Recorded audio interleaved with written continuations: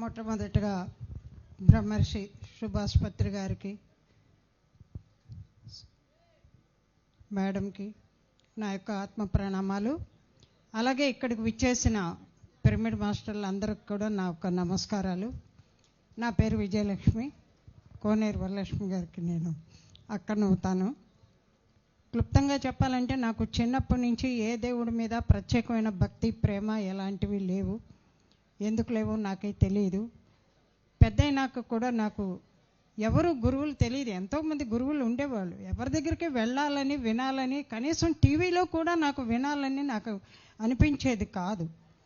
మా ఇంట్లో అమ్మా నాన్న వాళ్ళు పూజలు చేసుకున్నా మేము చేయకపోయినా చెయ్యి అని ఎప్పుడూ బలవంతం చేయలేదు.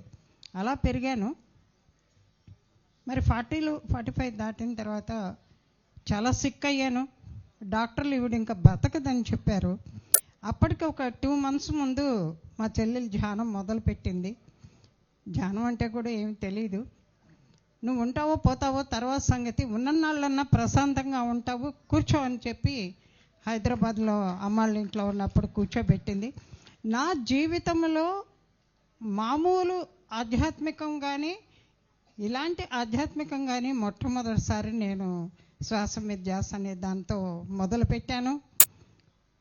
4వ రోజు సికింద్రాబాద్లో పత్రికాది ప్రోగ్రాం ఉందంటే వెళ్ళాను. ఆయన చూశాను. ఆ చూసిన క్షణమే అనుకున్నాను, ఇక ముందు కాదు, ఈ లోకంలో కాదు, ఏ లోకాలైనా నన్ను గైడ్ చేసేది, నాకు ఒక ముక్తిని ప్రసాదించేది, జ్ఞానాన్ని ప్రసాదించేది, ఏ లోకాలకు వెళ్ళినా దారి చూపించేది ఈయనే నాకు. మరి అలాగే కొంతమంది అనుభవాలు విని ఏముందిలే ప్రయత్నం చేసి చూద్దాం, డబ్బులు ఖర్చావు, ఒంటికి శ్రమ అనుకున్నాను.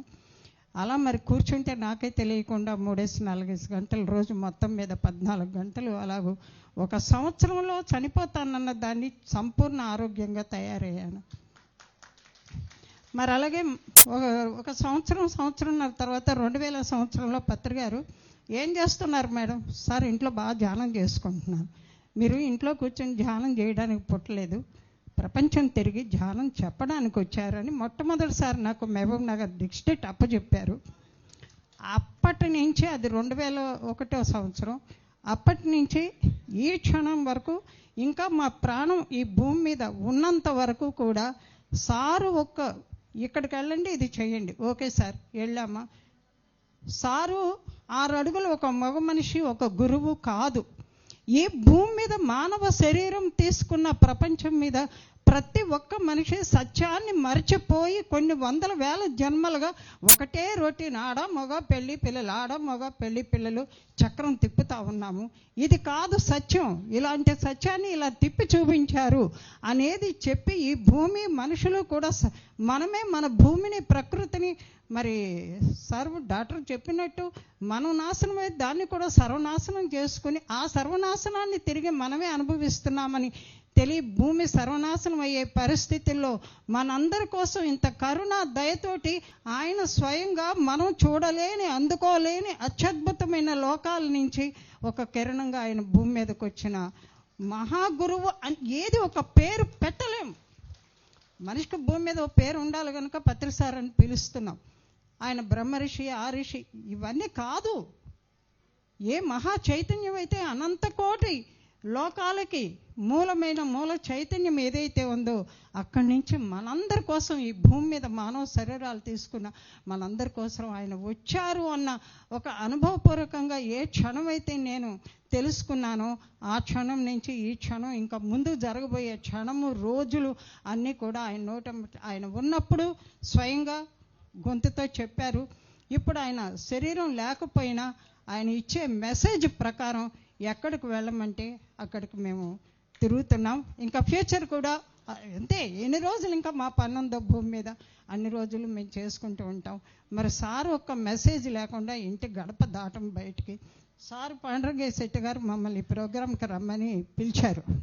సార్ మీకు తెలుసు, సార్ వెళ్ళమని చెప్పకుండా మేము కదలము, మేము ఇప్పుడు రాలేమండి, ఒకవేళ సార్ మెసేజ్ వస్తే తర్వాత సార్ చెప్పారు, మీకు ఒక ఆహ్వానం వస్తుంది, అంగీకరించండి, వెళ్ళండి అని. అంటే బయలుదేరి మరి వచ్చాము.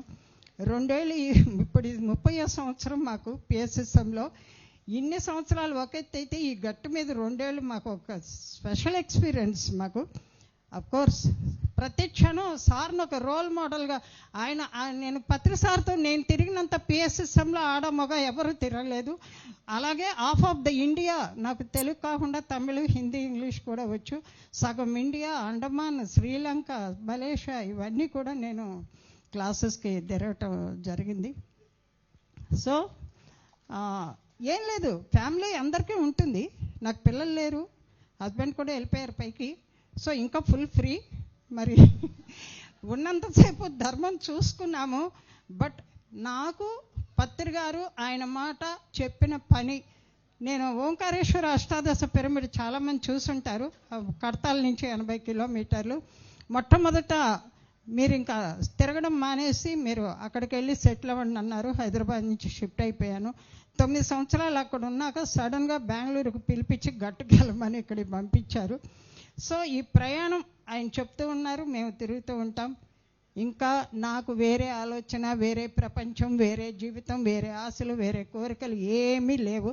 సారు చెప్పిన పనిని ఎలా చేసుకోవాలి అన్న ఆలోచన, దట్స్ ఇట్, అంతే. Thank you very much.